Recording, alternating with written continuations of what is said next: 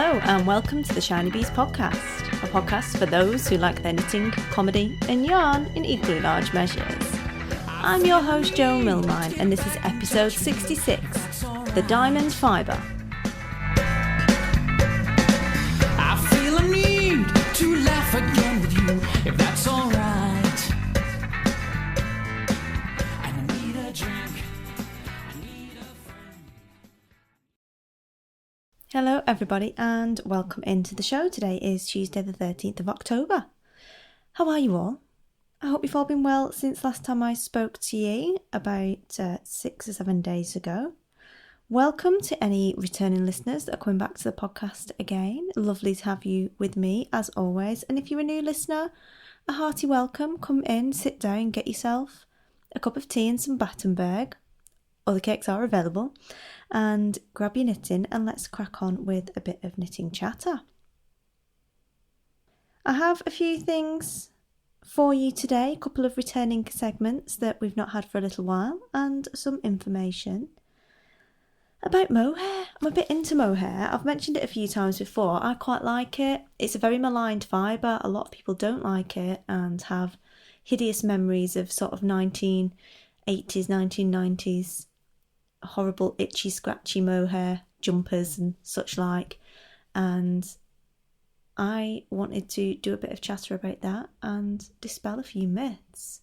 It will be part of the sock surgery, as we were asked a question about the use of mohair or other fibres in socks, and seeing as I'm a bit of a fan anyway, I thought I would just do a bit of a general section on the properties of mohair and basically how that makes them suitable for socks and other garments. So that will be one of the segments you're going to get today. Another one is the return of Enabler's Corner. And we'll have a little bit of chatter about the latest shipment from the Golden Skein. So get yourself... I almost broke into have yourself a merry little Christmas then. Said the C word again twice in 2 episodes and it's only October. Get yourself a nice cup of tea and... it's definitely a cake kind of day today, I think, and we will crack on with the show.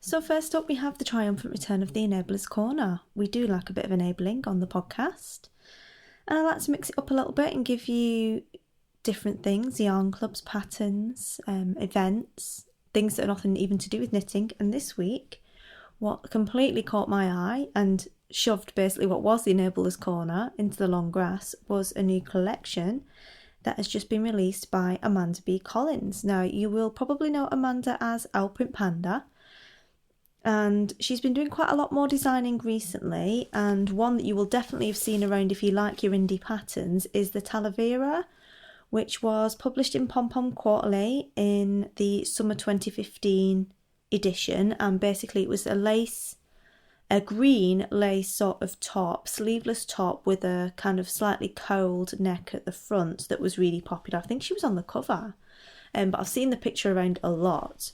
That was designed by Amanda. She also makes really cute little stitch markers over at Owlprint Panda, and that's been doing so for quite a while.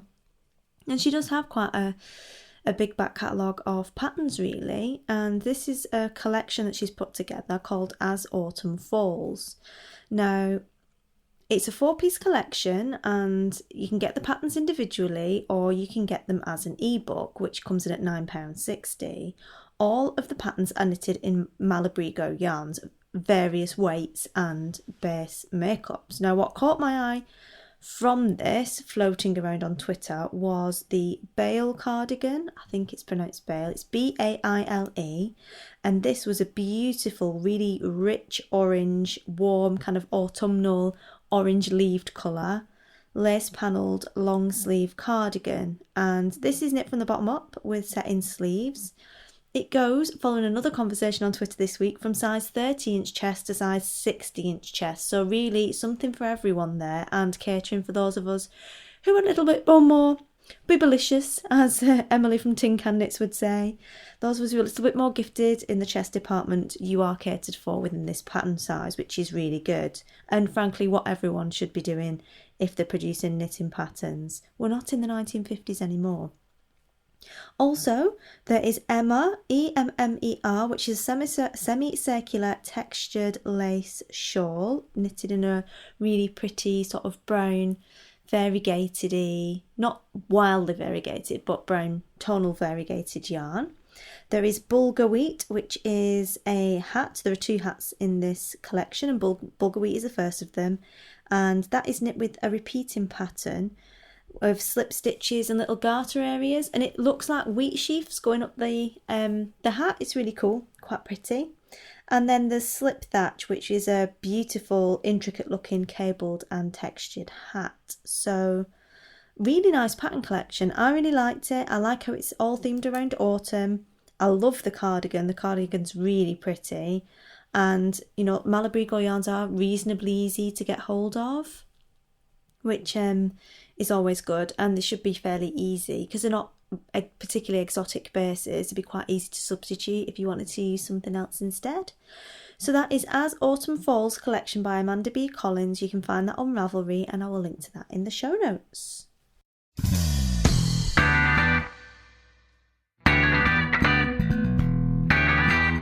So on to the sock surgery with your very own Jo Milmine this week, and mostly because I didn't really feel that we needed a guest expert for this section, and that I could probably do a pretty decent job by myself when talking about mohair and the properties thereof. Now, we had a question in, I think from Mindful William, and I remember the question coming in, but I couldn't actually find it when it came to looking for the question, but he was definitely asking about the use of fibres other than nylon to add strength and durability to sock yarns and the socks that you knit from them in particular.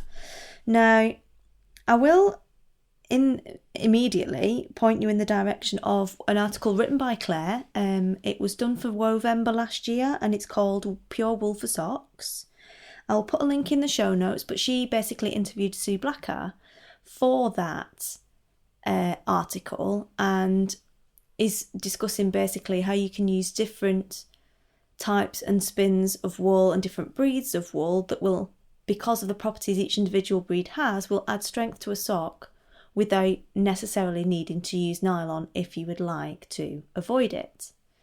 It's quite an in-depth article, really interesting, and loads of links to resources, etc. within that. So that is Pure Wool for Socks, and it is on the wovember.com, and I'll put a link to that in the show notes so you can go and check it out. But it's well worth looking at if you would like to explore using different yarns for socks that don't include nylon. So today we're going to be talking about mohair, and as you know, I quite like mohair, and I think it's got quite a lot of good useful properties that you can use in your knitting to give you the desired effect in your finished object. Now, mohair comes from the hair of the Angora goat, which is not the same, obviously, as Angora. Angora comes from Angora rabbits. Mohair comes from Angora goats, so not to be confused. And the word mohair comes from the Arabic word for choice or select. So it's quite a highly prized fibre, and it is more expensive than wool to buy. Now, South Africa accounts for 60% of world mohair production, and that's where I became interested in mohair as a fibre to work with again, was in South Africa when I lived there. So that's probably why, because it is such a big producer of mohair. And I know until quite recently, quite a lot of the British mohair producers would send their mohair to South Africa to be sold on, because it's such a big market there, and there wasn't a big market within the UK. Luckily, we now have quite a lot of producers who are producing mohair yarns and mohair blend yarns, like Whistlebear in Northumberland and others as well. And I will do a bit of a kind of yarn pick in the next episode if you decide you do want to try some mohair or mohair blend yarns, where I would recommend you start and places you can find it and buy it in the UK. So, as I said, mohair only comes from Angora goats, which are incredibly cute, and the micron count is around 25 for the kid mohair, going up to around 45 microns for older animals, and it increases the diameter of the fibre increases with the age of the goat.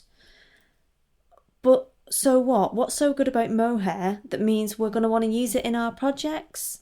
Well, first of all, it is a really good insulator, even when it is wet, as is wool, but it is warmer than wool is by weight.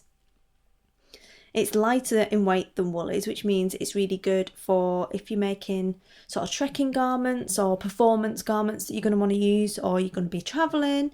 That could, especially if you're looking at a cardigan, that could be a significant weight difference as compared to wool. It is a very comfortable fibre to wear, and the fibres of mohair are much smoother, which means they're less irritating. So if you are a little bit sensitive to wool, and some people can't wear wool, mohair could be a good alternative for you to try if you find wool to be a little bit itchy. Mohair has very thin, smooth scales, which again adds to it being sort of less irritating than wool because it's a smoother fibre. But this also means that it doesn't felt. So that makes it shrink resistant as well, which is, again, quite a good property to have if you're making socks and you're going to be in an environment where there's a lot of abrasion, there's heat, there's moisture. Having something like a bit of mohair in your socks, particularly I think for the men folk in our lives, or if you're a lady who likes to work her socks hard, because we're not sexist on this show, that could be something that's really useful to add in, particularly if you don't want to have the nylon in there to stop any felting or shrinking. It is incredibly durable, is mohair, and very, very strong. So you can bend and twist mohair fibres without damaging them, and actually mohair is stronger than steel of the same diameter, so it's pretty hardcore stuff. Unlike steel, however, because nobody wants to wear metal socks unless you're a little bit, well, you'd have to be incredibly hardcore, wouldn't you? Unlike steel, mohair is stretchy. It does stretch well and up to about 30% bigger over its entire sort of size, but it does spring back into shape, which means it resists any sort of sagging, or sometimes with wool you'll get where your elbows are, you'll get a little bump where they were because it's been stretched and it's not kind of sprung back. You don't get that with mohair.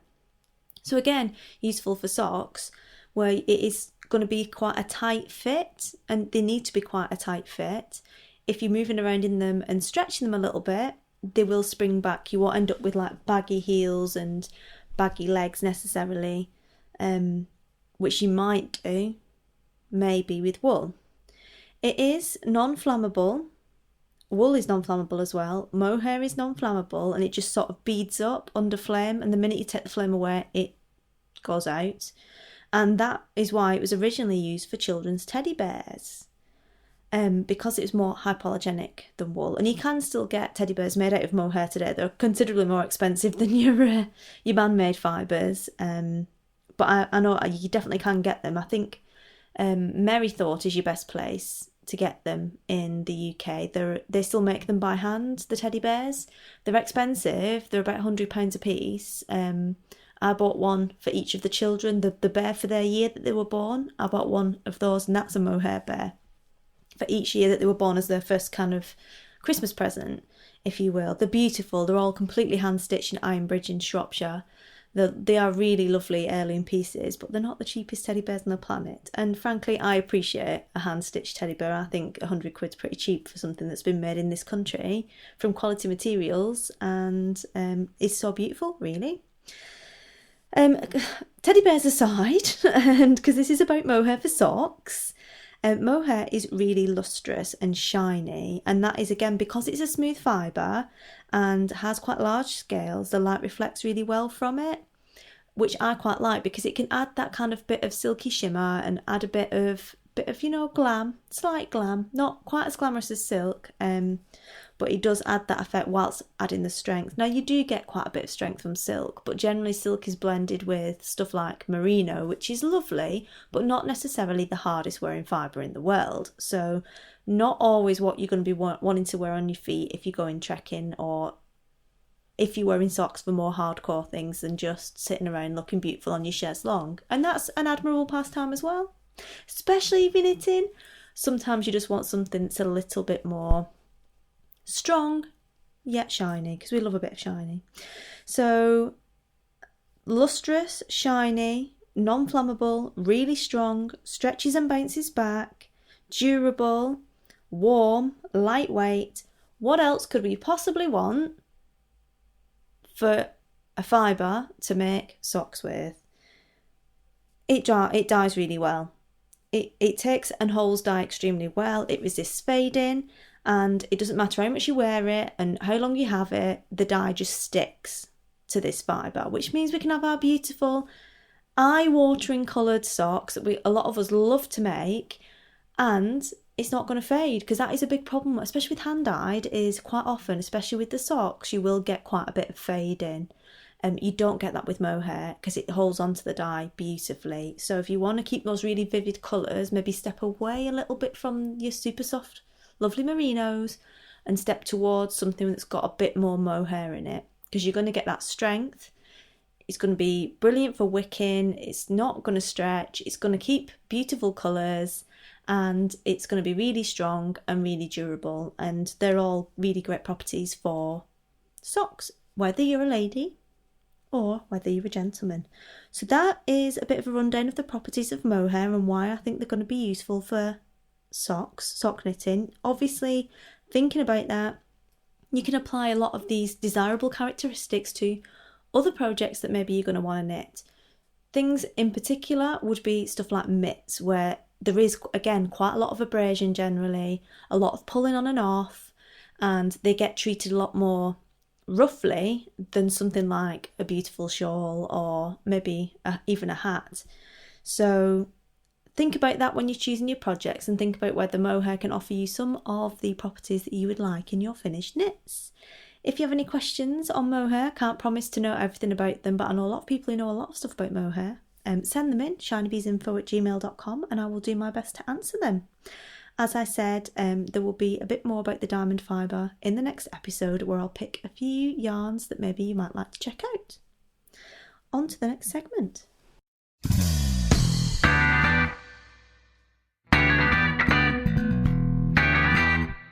So, sharing a few more dyes with you from the Golden Skein, which is the world's best yarn club and run by me. For those of you that don't know, the Golden Skein produces hand-dyed yarn clubs every quarter, and the main sort of event of that is called the Power of Three, and what we do is send an inspiration photo to 3 different specially selected dyers across the world. It's quite good fun, and get them to work their magic basically on one of their own bases in their own sort of signature style to produce a colourway for the club members. And this latest quarter was a picture of lava, and it was all kind of orange and black with a few little weird kind of magenta-y purpley bits in it. It's very pretty, and I'll put a picture of it in the show notes so you can see it if you haven't already. And we got 3 dyers to come and produce a colourway. Now, I think there's only two left anyway of the DyeForYarn. All the rest are already sold, so don't worry, there's no hard sell here. What I want is to basically, if you've never heard of these dyers before, make you aware of them, because we do like to promote our indie dyers, and then you can go and check them out for yourself and see what they've got. So the first one, and you'll have heard me talk about these ladies before, because I'm a bit of a fan, as are quite a lot of other people, of DyeForYarn. This is run by Nicole Eitzinger and Cordula Zerman-Schmidt. She got married recently, and they're 2 scientists basically who left science and started dyeing yarn instead and knitting beautiful lace shawls. If you do any Boo Knits shawls, again, another one of my kind of current crushes, she often uses their yarn. They're very kind of big on silk blends. They're very big on saturated, really rich hues and colourways. They've got a very kind of obvious signature style to their photography that all looks beautiful, and you want to buy all of their stuff, and it is really nice to work with, and it is beautifully dyed. And they dyed a colourway onto their merino silk fingering base, which is a 4-ply. It's a 75-25 merino silk, which comes in at 400 metres, and that was called Spouting Lava. when I picked them, thought they were going to do an orange one. In my head, it was going to be an orange semi-solid. No, black, red and orange variegated. And it's beautiful. It really is. And I said, I really thought you would do this. And they said, well, we were going to. And then we're like, we can't really ignore the black in this.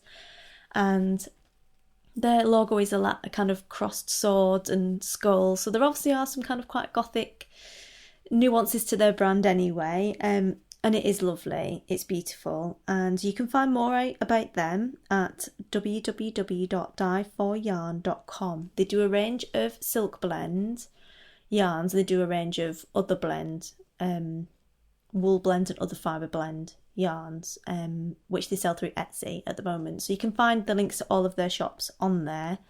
And they both, I think, design patterns as well. So you will find a few of their patterns floating around on Ravelry. So if quite lacy shawls are your bag, I'll put a link to their pattern pages in the show notes as well. And you can go and have a look at that too. The next one, again, I've spoken about her before on the podcast a couple of times. She's my red crush because she produces the world's most beautiful red yarns. And she dyes them, red yarns in particular, because she couldn't find the red yarns that she wanted when she was looking for them. And this is Larissa Barry of Travelknitter.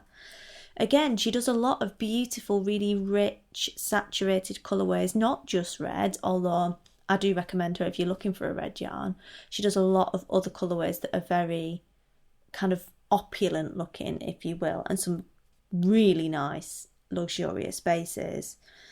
Clearly, having asked her to do it and she agreed, I went a bit mental and went for the Tanami 4-ply, which was a 50% baby camel, 50% silk blend, and it is beautiful. It is soft, it is shiny, it's luxurious, and she produced a colourway called Stromboli, which was based around her going up a mountain, basically, in Italy to look at this volcano in the time before you had camera phones, and the batteries ran out on her camera and she only took one picture of this volcano, basically. That comes in at 400 meters and 100 grams, and it was almost like a semi-solid. It was like a varnished style colourway, and lots of layers to the colourway, which made it really sort of three-dimensional, lots and lots of tones in there, completely beautiful. I obviously took 2 for my own personal use / samples, and then had to give one away because one got lost in the post, and I'm crushed. I'm still crushed right now. But you can go and find all of her stuff. She does some really nice greys and some really nice teals as well over at www.travelknitter.com. And the final one is an American dyer. So DyeForYarn are from Germany. Travelknitter is from Walthamstow in London in the UK. And this lady, Cedar Hill Farm, which is Kaya Kuhn, she is from the United States. So quite a vary, one from Europe, one from the States, one from the UK for this quarter. And she lives on a farm in the United States, and she does get she has her own sheep, and a lot of her own yarns are produced from fluff from her sheep. This is 100% superwash merino base called Journey, and that again comes in at 400 meters per 100 grams, and the colourway name for that was Poisoned Apple.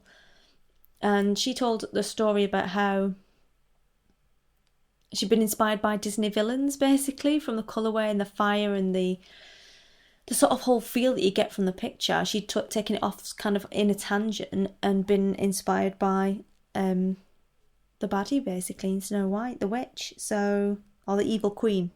The evil queen, yeah.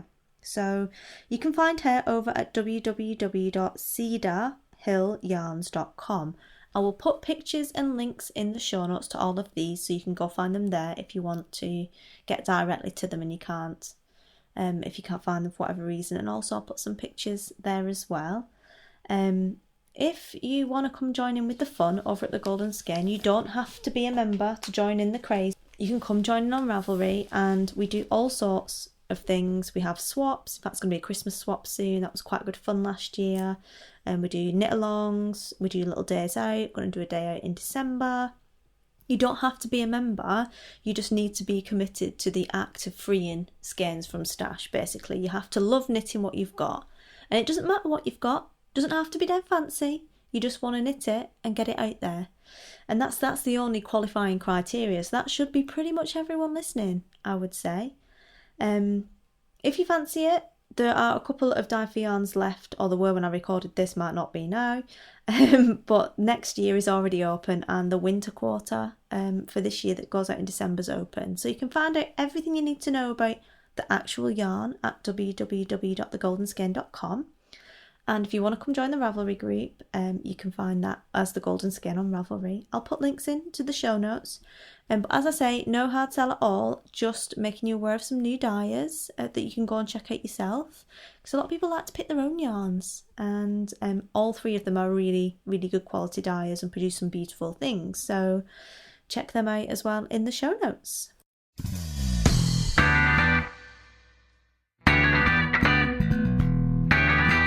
So I'm afraid that's all we've got time for this week. It's been a short and sweet one, but hopefully jam-packed with lots of stuff that you can take away. Try yourself. Hopefully you've learned some new things, discovered some new dyers, and been enabled to a beautiful new pattern collection. If you have not had a chance to do so already, please consider going over to my listener survey, which I'm running at the moment till the end of the month. There will be some prizes. I've got a copy of Scrumptious Knits by Carol Feller to give away, some yarn, etc.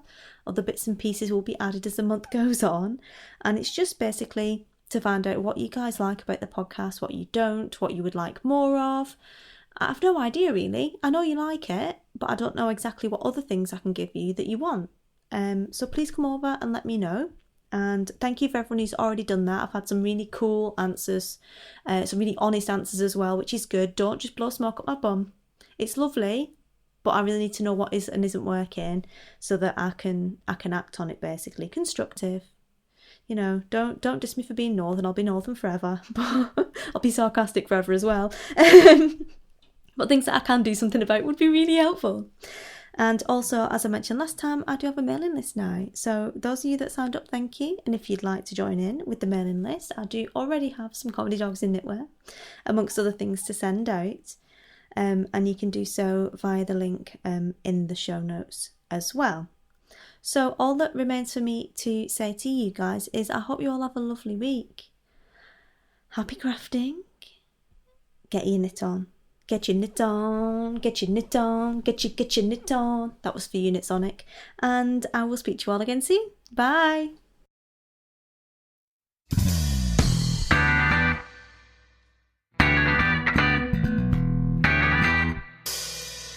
You've been listening to the Shiny Bees podcast, a podcast for those who like their knitting, comedy and yarn in equally large measures. If you'd like to get in contact with me, you can do so via the blog. Or I'm Shiny Bees on Ravelry, Instagram, Twitter, Pinterest and Facebook. You can email me at shinybeesinfo@gmail.com. Music for this episode is provided by Music Alley, and it is Adam and the Walter Boys and I Need a Drink. I need a drink.